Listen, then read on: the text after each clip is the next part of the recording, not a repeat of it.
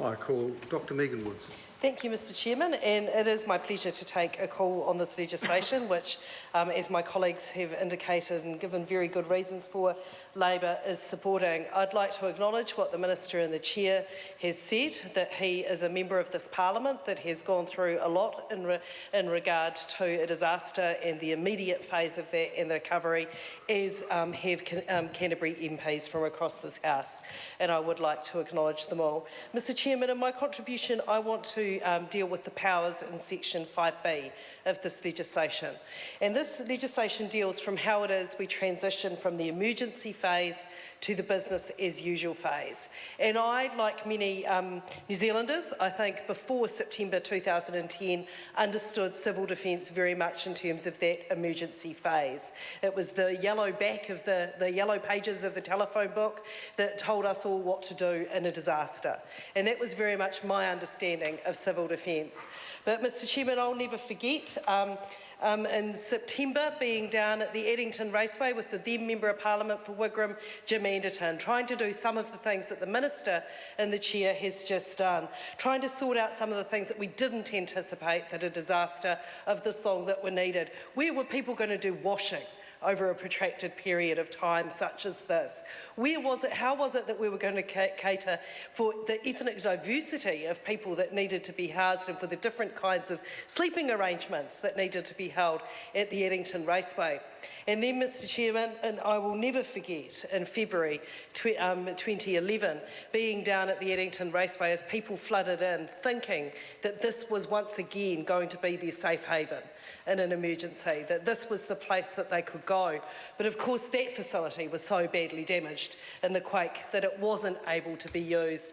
And the logistics of trying to shepherd somewhere to people safe was something that was quite harrowing to watch. And I would like to acknowledge the many volunteers within civil defence who give so tirelessly of their energy and of their expertise and of their skills to do that.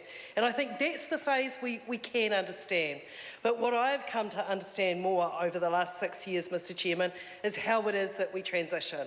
As the Minister said, that there are certain powers that do need to be put in place so that we can deal with that emergency, how it is that we clear roads, how it is that we put in place, as we had in places such as in the Honourable Ruth Dyson's electorate, how we had to put up barriers to stop rockfall coming down, how we do that with the kind of speed we need to do it to keep people safe.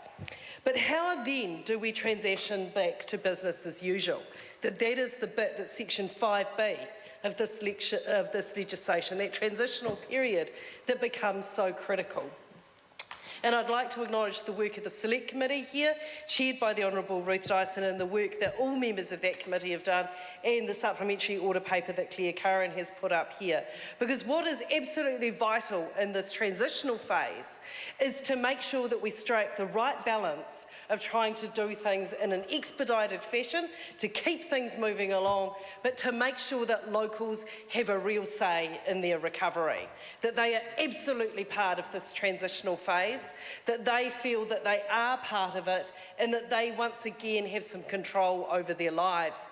Because, Mr Chairman, as people come out of an emergency phase, the adrenaline starts to wear off, that emergency phase starts to dissipate, and things seem to be returning to normal, and people very much want to be part of their destiny. The other thing, Mr Chairman, that I think that we've learned, that this isn't a linear process, that emergency, recovery and transition overlap. And for different people in different communities at different stages, that we need to have the flexibility to do that. And one of the things that I would like to talk to was the suggestion that was put up under this section 5B from the Canterbury District Health Board, that that greater power would be given to the Medical Officer of Health, and there would be the ability to do that. I think we were very lucky in Christchurch not to have a public health outbreak, that we didn't suffer from the communicable diseases problem that people anticipated was going to happen because of the kinds of living situations that people in Canterbury that were going in this emergency phase and beyond the emergency phase, Mr Chairman. And I would like to see that as something that this House kept an open mind to, that is a critical thing that we do need to consider when we're considering, Mr Chairman. Dr Megan Woods. When we're considering those things, so I would like to see that. But Mr Chairman, I think that this is legislation we are happy to support. I do note the comments that have been made about how this is legislation that is set up to deal with the small and medium-sized disasters, and that that we will be coming back to revisit larger disasters. But Mr Chairman, Labor is happy to support this legislation.